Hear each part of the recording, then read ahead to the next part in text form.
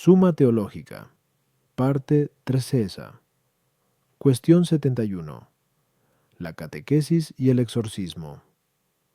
Vamos a tratar aquí de los preparativos inmediatos al bautismo. Esta cuestión plantea y exige respuesta a 4 problemas. ¿Debe preceder al bautismo la instrucción catequética? ¿Debe preceder al bautismo el exorcismo? ¿La catequesis y el exorcismo producen algún efecto o solamente significan deben ser instruidos y exorcizados por el sacerdote los bautizandos? Artículo 1.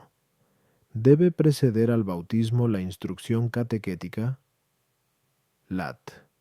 Objeciones por las que parece que la instrucción catequética no debe preceder al bautismo.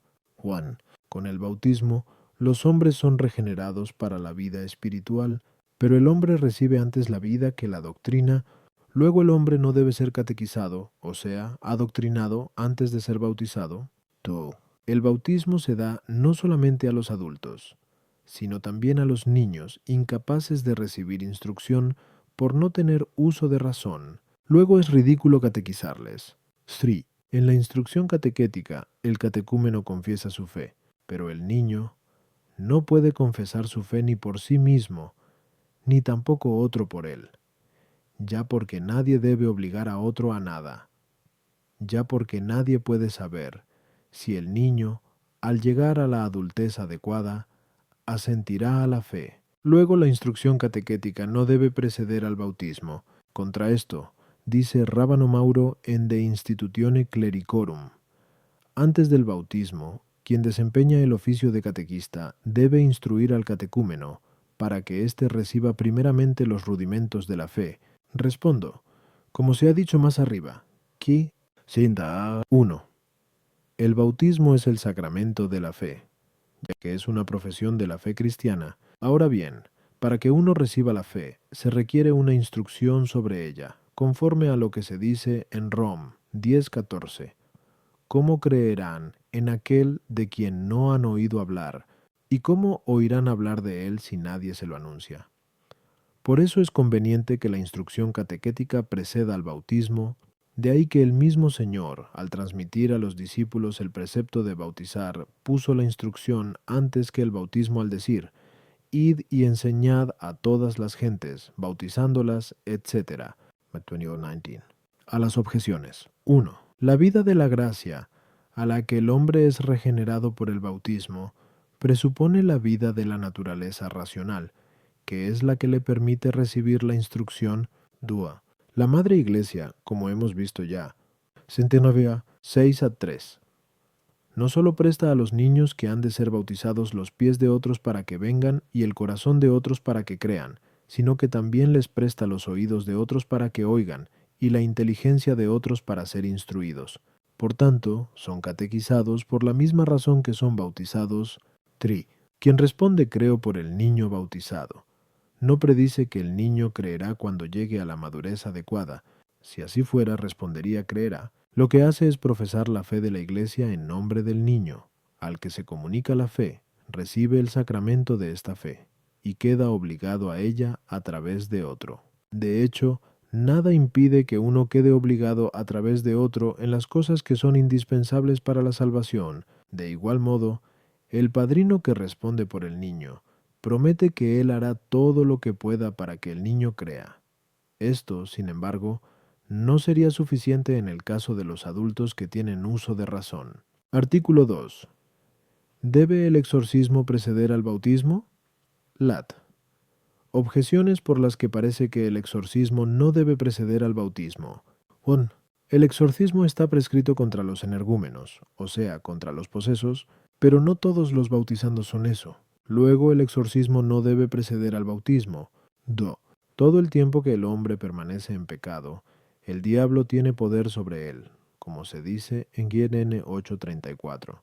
El que peca se hace esclavo del pecado, pero el pecado se borra con el bautismo. Luego antes del bautismo no han de ser exorcizados los hombres. 3. El agua bendita fue introducida para frenar el poder de los demonios. Luego no era necesario aplicar para este fin otro remedio con los exorcismos. Contra esto, dice el Papa Celestino, tanto los niños como los jóvenes que vienen al sacramento de la regeneración no deben acercarse a la fuente de la vida antes que los exorcismos y las exudaciones de los clérigos hayan arrojado de ellos al espíritu inmundo. Respondo, todo el que se propone hacer sabiamente una cosa, quita primero los impedimentos de su acción, por lo que se dice en Yer 4:3, cultivad el barbecho, y no sembréis entre cardos. Ahora bien, el diablo es enemigo de la salvación que el hombre alcanza por el bautismo, y tiene un cierto poder sobre el hombre por el mismo hecho de que éste se encuentra bajo el pecado original y también el personal.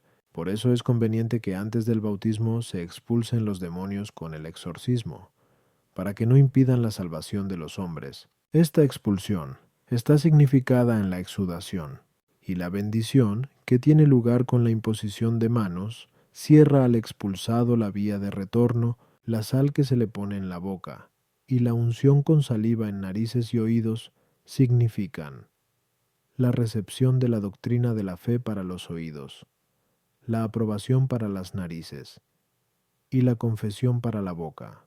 La unción con el óleo significa la capacitación del hombre para luchar contra el demonio. A las objeciones, 1. Energúmenos equivale a interiormente activos, movidos por la influencia externa del diablo, y aunque no todos los que se acercan al bautismo estén corporalmente atormentados por él, todos los no bautizados, sin embargo, están sometidos a su poder, aunque no sea más que como una consecuencia del pecado original.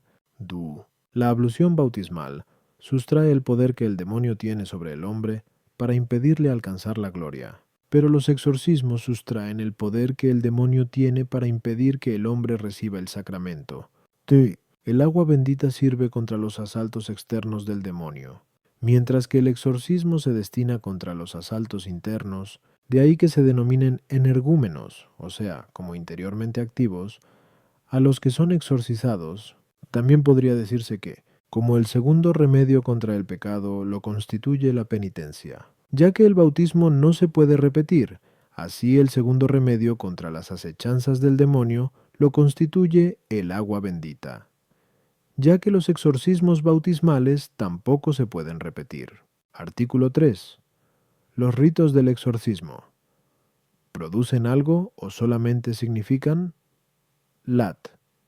Objeciones por las que parece que los ritos del exorcismo no producen nada y solamente significan.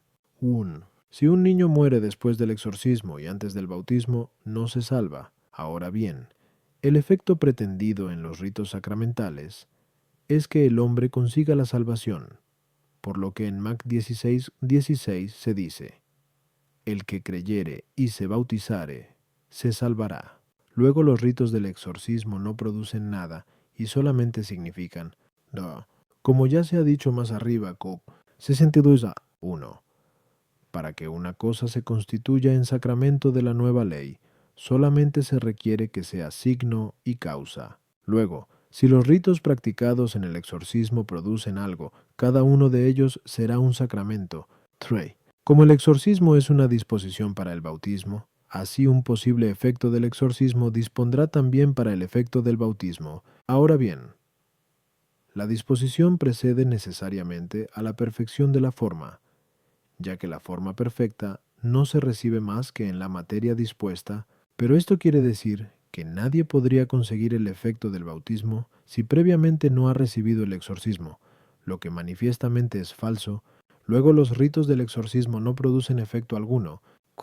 De la misma manera que los ritos del exorcismo son anteriores al bautismo, hay otros ritos que son posteriores a él, como la unción que el sacerdote hace al bautizado en la coronilla. Ahora bien, estos ritos posbautismales no parece que tengan eficacia alguna, ya que de ser así, el efecto del bautismo no sería perfecto. Luego tampoco los ritos prebautismales del exorcismo. Contra esto, dice San Agustín en su libro de Símbolo: los niños son exuflados y exorcizados para que el poder hostil del demonio, que engañó al hombre, sea arrojado fuera de ellos. Ahora bien, la Iglesia no hace cosas sin sentido. Luego estas exufiaciones contribuyen a arrojar el poder del demonio. Respondo, algunos han dicho que los ritos del exorcismo no producen nada y que son solo signos, Pero esto es manifiestamente falso porque en los exorcismos la Iglesia emplea la forma imperativa del verbo para arrojar fuera la potestad del demonio, como cuando dice, luego, maldito diablo, sal de él. Por eso, tenemos que afirmar que producen algún efecto, aunque de diverso modo que el bautismo, porque el bautismo otorga al hombre la gracia con la plena remisión de las culpas, mientras que los ritos del exorcismo eliminan los dos obstáculos que impiden recibir la gracia salvífica. El primero es un obstáculo extrínseco, constituido por los intentos que hacen los demonios para impedir la salvación del hombre. Pues bien, este obstáculo se elimina por las exudaciones, que, como consta en el texto citado de San Agustín, reprimen el poder del demonio para que no impida recibir el sacramento. Permanece, no obstante, en el hombre el poder del demonio por la mancha del pecado y la deuda de la pena, hasta que el pecado sea borrado en el bautismo. De acuerdo con esto, dice San Cipriano, has de saber que la maldad del demonio puede resistir hasta el momento de recibir el agua salvífica, pero en el bautismo perderá todo poder de dañar. El otro, sin embargo, es un obstáculo intrínseco, y consiste en que el hombre, debido a la enfermedad del pecado original, tiene los sentidos embotados para percibir los misterios de la salvación, por lo que Rábano Mauro, en De Institutione Clericorum, dice que con la saliva simbólica y el tacto de los sacerdotes, la sabiduría y el poder divinos operan la salvación en los catecúmenos, de tal manera que se abran sus narices para percibir el perfume del conocimiento de Dios, sus oídos para oír los preceptos divinos y sus sentidos más íntimos para responder a las objeciones. 1. Los ritos del exorcismo no borran la culpa por la que el hombre es castigado después de la muerte, sino que solamente apartan los impedimentos para recibir, mediante el sacramento, la remisión de la culpa. Por eso, el exorcismo sin el bautismo no tiene valor después de la muerte. Prepositino, no obstante, dice que los niños exorcizados y muertos sin el bautismo padecerán unas tinieblas menores, pero esto no parece que pueda ser verdad, porque las tinieblas a que hace alusión son la carencia de la visión divina, que no admite más y menos. 2. Lo propio del sacramento es conferir el efecto principal, que es la gracia remisiva de la culpa o supletiva de algún defecto del hombre. Los ritos del exorcismo no producen este efecto, sino que solamente quitan los impedimentos para que se produzca. Luego no son sacramentos, sino sacramentales. 3. La disposición suficiente para recibir la gracia bautismal es la fe y la intención propia, si el que se bautiza es un adulto, o de la Iglesia, si el que se bautiza es un niño. Pero los ritos del exorcismo se dirigen a remover los impedimentos. Luego, sin ellos se puede conseguir el efecto del bautismo. Sin embargo, no se deben omitir si no es en caso de necesidad. Pero, una vez que ha pasado el peligro, se deben suplir para guardar la uniformidad en el bautismo, y no se crea que esta suplencia es inútil, porque de la misma manera que se puede impedir el efecto del bautismo antes de recibirlo, también se puede impedir después de haberlo recibido. Hay ritos posbautismales realizados en el bautismo que no solamente significan, sino que también producen. Es el caso, por ejemplo, de la unción en la coronilla, que produce la conservación de la gracia bautismal. Otros ritos, sin embargo, no producen nada y solamente significan, como, por ejemplo, el vestido blanco dado al bautizado para significar la nueva vida. Artículo 4. ¿Pertenecen al sacerdote la instrucción catequética y el exorcizar? Lat.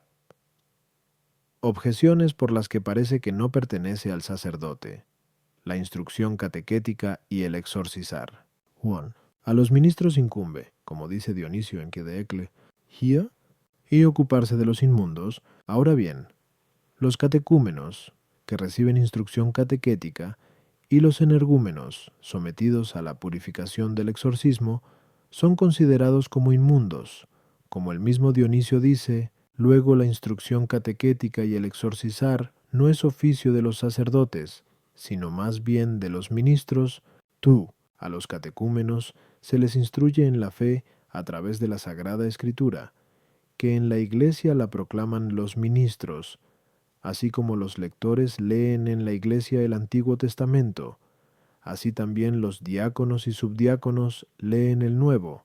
Y así se ve como es propio de los ministros la instrucción catequética, y de modo semejante el exorcizar parece que es propio también de los ministros, porque dice en una epístola a San Isidoro: el exorcista debe saber de memoria las fórmulas de los exorcismos, y debe imponer las manos sobre los energúmenos y catecúmenos en el momento del rito. Luego no es oficio del sacerdote la instrucción catequética y el exorcizar. 3. Instrucción catequética es lo mismo que enseñar, y enseñar es lo mismo que perfeccionar. Pero esto último, como dice Dionisio en Mi de Eccl, hier, pan es oficio de los obispos, luego no es oficio del sacerdote. Contra esto, dice el Papa Nicolás 1. Los sacerdotes de cada iglesia pueden dar la instrucción catequética a los bautizados, igualmente, San Gregorio en Superes dice: ¿qué hacen los sacerdotes sino expulsar a los demonios cuando, en virtud del exorcismo, imponen la mano sobre los creyentes? Respondo: el ministro, como indica su mismo nombre, se compara al sacerdote como el agente secundario e instrumental al agente principal. Ahora bien, el agente secundario no actúa sin la actuación del principal, y cuanto más importante es la operación, tanto más importantes instrumentos necesita el agente principal.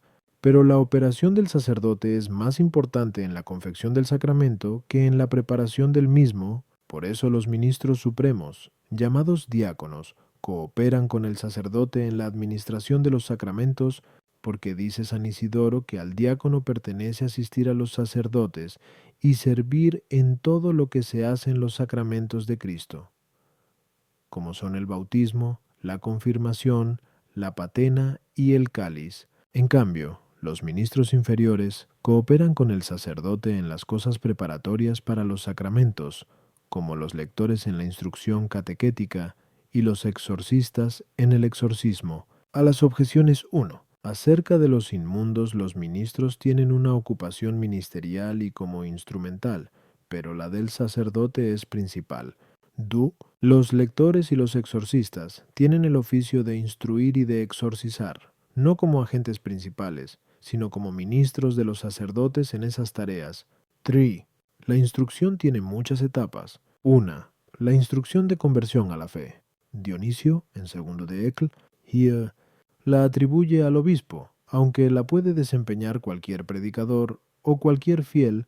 La segunda tiene por objeto los rudimentos de la fe y el modo de comportarse en la recepción de los sacramentos. Esta incumbe secundariamente a los ministros y principalmente a los sacerdotes. La tercera enseña a vivir cristianamente, y esta incumbe a los padrinos. La cuarta es una instrucción acerca de los grandes misterios de la fe y de la perfección de la vida cristiana, y esta incumbe, en virtud de su oficio, a los obispos.